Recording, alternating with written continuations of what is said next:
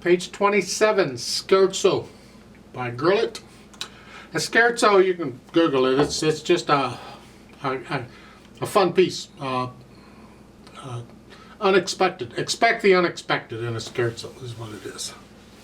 3/4 time with one flat. We're in the key of F major. All the B's are flatted. We're coming in on beat 3. Let's do this one hand at a time. Make sure we get the notes and the fingering and all that. So here, right hand, just a broken F chord. 3 and 1. Just keep those quarter or those 16th notes short. Don't turn them into triplets. 3 and 1. Watch this fingering. Now, what you can do on that first full measure on those Fs, you don't have to play them both with first finger. Play 1 and 2. Now you're ready to do 1 and 3. I recommend you do that, and same way anywhere else you see this passage. This is 1 and 2 on the 2 Fs. So it's, and I play everything connected to start with. Now if you want on that measure, you can use thumb on that because you got to come up to the octave for the next one. It's easier to reach it. And here, again, 2. So it's 1, 2.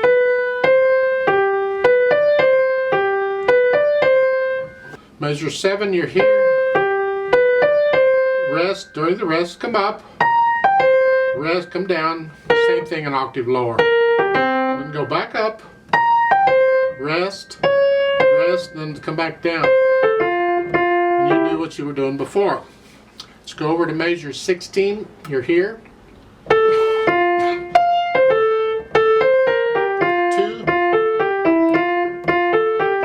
And then you get a whole bunch of rests while the left hand has some fun, and then there's here. You can finger that 2, 3, 5 if you'd rather on the dotted half note, or 1, 2, 5, whichever. And then here, don't forget the B flat. And that's a G, B flat, C, E, and then an F chord. Left hand, octave, and then here. I recommend third finger on the F. Just stay in this position. Rest, rest, and this fun. And then you get treble clef there at the end of the line. You're coming up here. That's a G, a D, and an F. And you can do that 3, 1 on the C, E. Rest, rest, and that fun. And then this is measure 8 is here, and measure 9 you come up here, 1 and 2, or however you want to finger it, I don't care. And then you get your treble clef back. I suggest 3 and 5, because now you got to go back up for treble clef. And here, I would recommend maybe a 4, 1, 2, because if you do here, that doesn't work. You're out of position. If you do here, 2, 4, then you're still up in here. It's a little awkward. So I recommend a 4, 1, and a 3, 2. This happens a lot in music. Not in this piece so much, but it happens a lot in music. And then your bass clef, and you're back to what you were doing at the beginning. Go down to the last line. Measure 30, you're here. You get the melody. Isn't that nice? Okay. Put the hands together.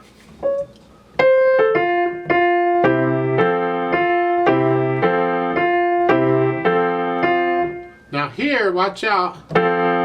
Lift up. Don't hold it down. I have a tendency to hold it down. That's not what's written. It's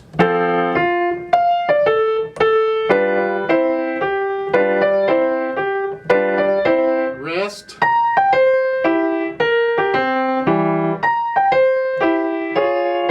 Rest. Then you're back to what you were doing before. So work it out with the notes and the rhythms and get rid of any hesitations you may have. You don't have to go that fast. You can go yours. You can take it real slow.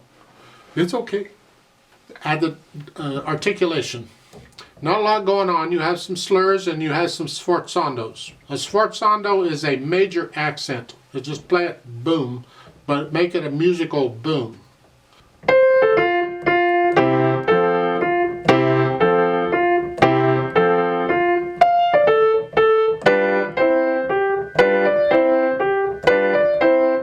Now be careful on the slurs because you don't always lift up after a slur or before it. At the beginning, that's fine. You can lift up.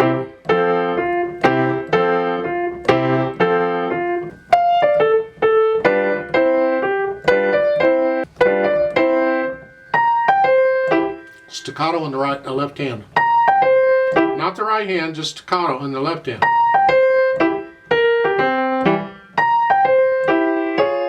Connect these notes.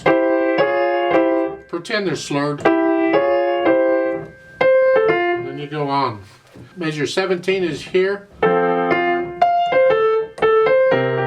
Connect this. Connect those together.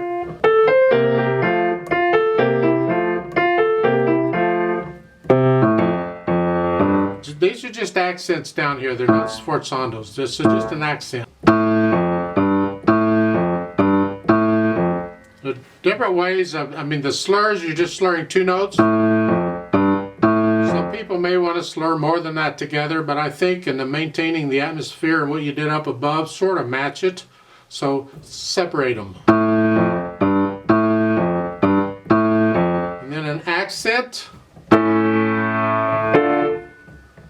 And then two sforzandos and staccatos. Good luck. Very loud and with a... Now these, it's more of an arm staccato, boom, boom, but collapse the wrist. Don't play with a stiff wrist. You put your arm on it, you got more weight, you can play it louder. But don't... There's no allowed. Then we can think about the dynamics. Not a lot going on there. It's sort of loud. Get to know it, and then you can come down a little bit. And the sforzandos are there too.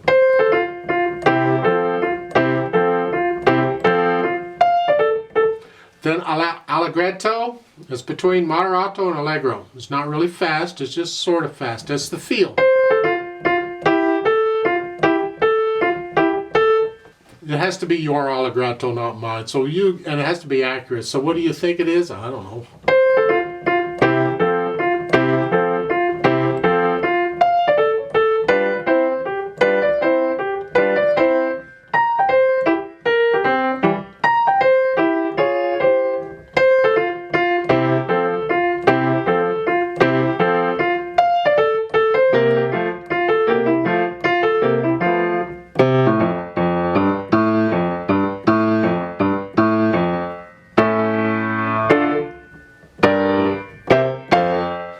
At the end of the second line, it's loud, just a little louder than you were at the beginning, and that's really the right hand. Keep the left hand down a little bit, and then at the last line here, that's very loud, and you stay in that way all the way to the end.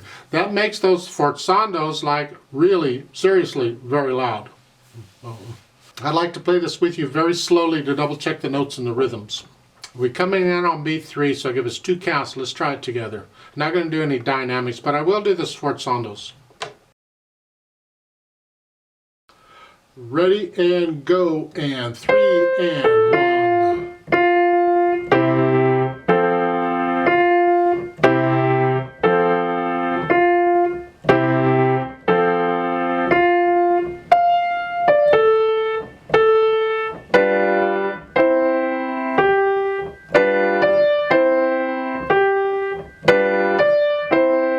Rest.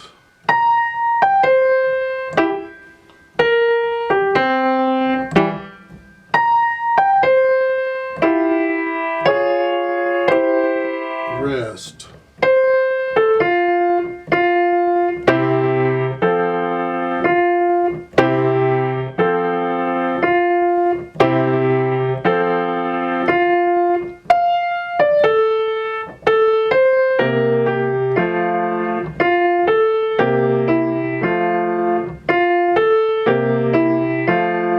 Rest.